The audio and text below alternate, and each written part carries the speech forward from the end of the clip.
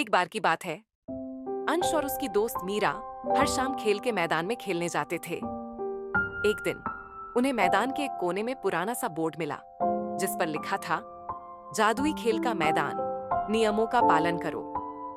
उत्सुकता से उन्होंने बोर्ड को छुआ और अचानक वे एक रंग बिरंगी दुनिया में पहुंच गए। वहां हर खेल जादुई था। जब उन्होंने कूदने वाली रस्सी उठाई तो रस्सी खुद चलने लगी और मीरा हवा में उछल उछल कर हंसने लगी। अंश ने एक गेंद उठाई और गेंद गोल होते ही सोने में बदल गई। दोनों चौंक गए, लेकिन मजा भी बहुत आया।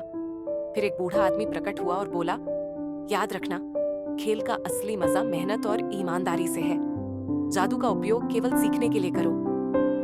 बच्चों ने उसकी बात समझी। थोड़ी देर बाद जादुई दुनिया गायब हो गई और वे अपने पुराने मैदान में लौट आए। लेकिन अब वे हर खेल को मन से खेलने लगे।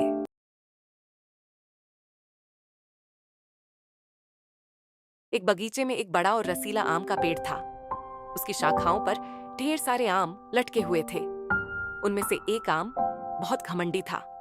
वह खुद को सबसे बड़ा और सबसे रसीला समझता था। एक दिन एक चिड़िया उस पेड़ पर आई और कहने लगी, यह आम कितना सुंदर है, काश मैं इसे खा सकती। घमंडी आम बोला, तुम जैसी चिड़िया मुझे नहीं खा सकती। मैं तो सिर्फ राजा महाराजाओं के लिए हूं। चिड़िया मुस्कुराकर उड़ गई। थोड़ी देर बाद एक लड़का बगीचे में आया। उसने पत्थर से उस आम को तोड़ने की कोशिश की, लेकिन आम गिरा नहीं। लड़का गुस्से में चला गया। कुछ दिनों बाद आम ज्यादा पक गया और अपने आप नीचे गिर गया। अब वह सड़ने लगा था। तब उसने सोचा, अगर मैं दूसरों को खुशी देने के काम आता तो मेरा जीवन सार्थक होता। किसी भी चीज का घमंड करना व्यर्थ है। दूसरों की मदद करना ही असली खुशी है।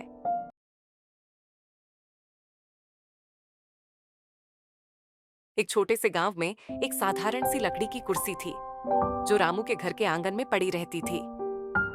रामू को यह कुर्सी उसके दादा से मिली थी। लेकिन इस कुर्सी में एक खास बात थी। यह कुर्सी किसी को भी थका हुआ देखकर अपने आप झूले की तरह हिलने लगती थी। एक दिन रामू खेतों में मेहनत कर बहुत थक गया। जैसे ही वह कुर्सी पर बैठा, कुर्सी ने उसे आराम देने के लिए धीरे धीरे हिलना शुरू कर दिया। रामू को इतना सुकून मिला कि वह तुरंत सो गया। एक दिन गांव के बच्चे खेलते खेलते थक गए और कुर्सी पर बैठ गए।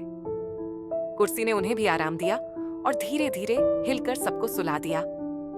पूरे गांव में कुर्सी की चर्चा होने लगी। फिर एक बूढ़ी अम्मा, जो चलने फिरने में परेशान रहती थी, उस कुर्सी पर बैठी। कुर्सी ने ऐसा झूला झुलाया कि अम्मा खुशी से झूम उठी। छोटे छोटे सुख ही जीवन को खास बनाते हैं।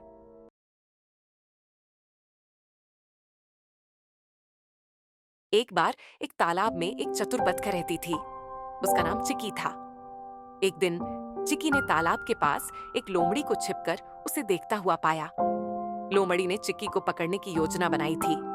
चिकी समझ गई कि उसे सावधान रहना होगा। चिकी ने तुरंत एक तरकीब सोची। उसने तालाब के किनारे कीचड़ से खुद को गंदा कर लिया और धीरे धीरे लंगड़ाते हुए लोमड़ी के पास पहुंची। उसने कहा, अरे लोमड़ी भैया, मेरी तबीयत बहुत खराब है। अगर मुझे खाओगे तो तुम्हें भी बीमार कर दूंगी। लोमड़ी ने सोचा कि बीमार बतख खाने से उसकी तबीयत बिगड़ सकती है। वह डरकर तुरंत वहां से भाग गई। चिकी ने समझदारी से अपनी जान बचा ली और खुशी खुशी अपने दोस्तों के पास लौट आई। बुद्धिमानी से काम लें तो बड़ी से बड़ी मुसीबत से बचा जा सकता है।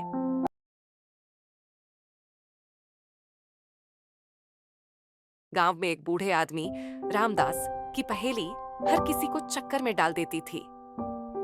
उसने एक पेड़ के नीचे एक तख्ती रखी, जिस पर लिखा था, मैं बिना सांस के चलता हूँ, बिना पैर के दौड़ता हूँ।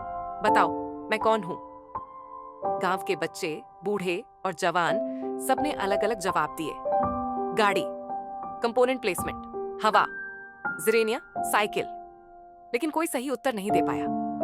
फिर एक दिन 10 साल का चिंटू, जिसे सब होशियार कहते थे, वहां आया। उसने तख्ती को ध्यान से देखा, मुस्कुराया और कहा, सरिता यानी नदी। रामदास ने हंसकर कहा, सही जवाब, नदी ही तो है जो बिना पैर के दौड़ती है और बिना सांस के चलती है। उस दिन से रामदास की पहेली हल करने वाला चिंटू पूरे गांव का हीरो बन गया।